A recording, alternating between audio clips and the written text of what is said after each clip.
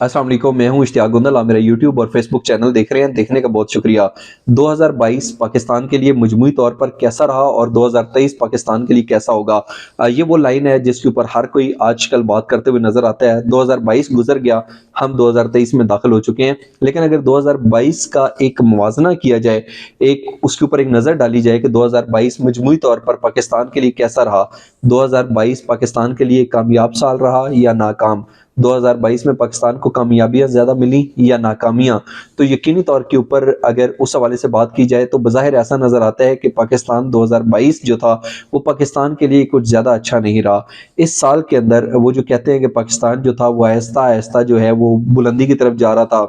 पाकिस्तान दहशत गर्दी की लपेट से निकलकर अमन और सियाहत की जानब आगे बढ़ रहा था। हमने देखा कि वो जो अमन और सियाहत की जानब हमारा सफ़र था उसके अंदर एक खलल सा पैदा हो गया। और बाद में कहा जाता है कि पाकिस्तान जो बड़ी तेज़ी से तरक्की की जानब जा रहा था, उसकी मजमूई तौर के ऊपर सूरत हाल इतनी ख़राब हुई कि आज जो गरीब है उसके मसाइल बढ़ते जा रहे हैं। लोगों को 2 वक्त की रोटी नहीं मिल रही, बहुत सारी नाकामियों का सामना है और पाकिस्तान के मुस्तकबिल एक सवालिया निशान बन चुके हैं। और इसके साथ साथ पाकिस्तान दिवालिया होने वाला है, सरकारी मुलाजमीन को तनख्वाहें देने के लिए पैसे नहीं है, वगैरह वगैरह, इस तरह की बहुत सारी खबरें सुनी। लेकिन 2022 के अंदर अगर हम नाकामी की बात करें और कोई एक पॉइंट उठा लें जिसकी बुनियाद पे ये कहा जा सके ये वो एक टर्निंग पॉइंट था कि अगर ये चीज़ ना होती तो आज पाकिस्तान इस जगह के ऊपर ना खड़ा होता, तो वो क्या था? आपने रिजीम चेंज ऑपरेशन के हवाले से सुना। अब मेरा ख्याल है कि अगर रिजीम चेंज ऑपरेशन के हवाले से बात की जाए जो 2022 के अंदर इसके ऊपर जिस तरीके से बात होना शुरू हुई, तो ये रिजीम चेंज ऑपरेशन, ये 3 वो अल्फाज हैं जिसकी वजह से हम कह सकते हैं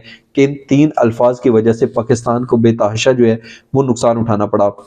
अगर हम पाकिस्तान के साबिक वज़ीर-ए-आज़म इमरान खान के हवाले से बात करें, तो वो उनका भी ये ख्याल है कि 2022 जो था वो पाकिस्तान के लिए कुछ अच्छा नहीं रहा और वो कहते हैं कि ये रिजीम चेंज ऑपरेशन हुआ। फिर उन्होंने ये कहा कि ये सिर्फ एक गलती जो थी, ये जो रिजीम चेंज ऑपरेशन थी, इस एक गलती की वजह से हमें बड़े नुकसानात का सामना करना पड़ा। मिसाल के तौर पर वो कहते हैं कि हमारी जो टीम थी वो बड़ी बेहतरीन तरीके से मुआशी कारकर्दगी दिखा रही थी, लोगों की ज़िंदगी के अंदर खुशहाली आ रही थी। लेकिन जो रिजीम चेंज ऑपरेशन हुआ उसके बाद जो हमारी चलती हुई हुकूमत थी उसको धड़म करके नीचे गिराया गया और उसके बाद पाकिस्तान की जो मौजूदा सूरत हाल है आप इसको देख लें कि आज से 9 महीने पहले की क्या थी और आज क्या है, तो आपको जवाब पता चल जाएगा।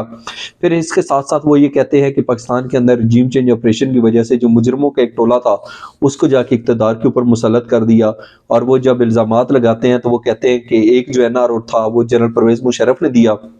और जो दूसरा एनओआरओ है वो जनरल कमर जावेद बाजवा ने दिया और उसके बाद अरबों रुपए के जो करप्शन के केसेस थे वो खत्म हो गए, वगैरह वगैरह, और पाकिस्तान को बेपनाह जो है वो नुकसानात का सामना करना पड़ा। और इसके हवाले से अगर बात की जाए तो ये तो वो चीज़ें हैं जो इमरान खान साहब कहते हैं। तो अगर इसको हम थोड़ा सा लिंक करें 5th जनरेशन वारफेयर के साथ तो उसका एक पहलू भी हमारे सामने आता है। जिस तरीके से इमरान खान जलसे और जुलूसों के अंदर जो है वो फौज के मुतल्लिक बयानात देते थे,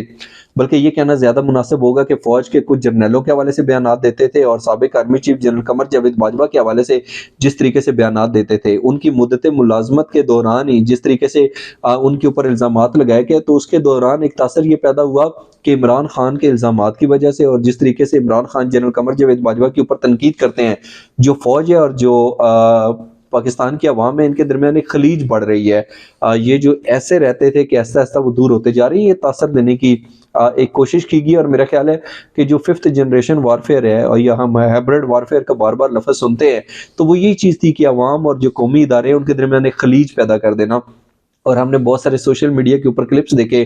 जिसके अंदर ये तासर उभर कर सामने आया कि वो लोग जो अपने इदारों के ऊपर जान देते थे आज जिसके ऊपर तनकीद कर रहे हैं। तो मेरा ख्याल है कि ये जो 5th जनरेशन वारफेयर वाला एक माहौल पाकिस्तान के अंदर बन गया 2022 के अंदर, regime change operation, 5th generation warfare और 2023 कैसा होगा एक सवालिया निशान की तरह, ये वो 3 चीज़ें हैं जिन्होंने पाकिस्तान के हवाले से ये कहने पर और ये सोचने पर इंसान जो है वो मजबूर हो जाता है कि 2022 पाकिस्तान के लिए अच्छा नहीं रहा। इसके साथ साथ अगर बात की जाए कुदरती तबाहकारियों की, तो जिस तरीके से सैलाब आया वो हमारे सामने है और सैलाब की तबाहकारियों की वजह से पाकिस्तान के मुख्तलिफ इलाकों में रहने वाले जो लोग जो है वो जितने मुतासर हुए हैं, यकीनी तौर के ऊपर ये भी 2022 का एक बहुत बड़ा नुकसान है और अब उनकी दोबारा से जो रिहेबिलिटेशन है उसके ऊपर काफ़ी वक्त लगेगा, काफ़ी पैसा लगेगा। तो कुदरती आफात के नतीजे में भी पाकिस्तान को बेतहाशा नुकसान पहुंचा। اور اس کے ساتھ ساتھ اگر بات کی جائے تو یہ جس طریقے سے میں نے کہا کہ اداروں کے اوپر عدم اعتماد بڑھا، تو اب دیکھنا یہ ہے کہ بظاہر یہ جو اداروں کے اوپر عدم اعتماد بڑھا ہے، یہ خلیج پیدا ہوئی ہے، کیا یہ اب آہستہ آہستہ سمٹنے کا نام لے گی، اور وہ جو دور چلے گئے ہیں وہ کیا آہستہ آہستہ قریب آئیں گے؟ یقینی طور کے اوپر اگر ماضی کے اندر ایسا ہوا ہے تو ابھی جو موجودہ آرمی چیف ہیں جنرل عاصم منیر، ان کے اوپر ایک کڑی ذمہ داری عائد ہوتی ہے کہ اگر اس طریقے سے یہ سوچ پائی جاتی ہے تو اس سوچ کو انہوں نے ختم کرنا ہے اپنے اقدامات کی وجہ سے، اور یقینی طور کے اوپر یہ ضروری بھی ہے تاکہ دشمن جو 5th جنریشن وارفیئر کے لیے پاکستان کی عوام کو استعمال کرتا ہے، ان کے ایموشنز، ان کے جذبات کو استعمال کر کے پاکستان کو اندرونی طور پر کھوکھلا کرنا چاہتا ہے، اس کے اندر کامیاب نہ ہو سکے۔ اور اس کے ساتھ ساتھ اگر بات کی جائے پاکستان کے اندر دہشت گردی کے حوالے سے، تو 2021 کے اندر ہم نے سنا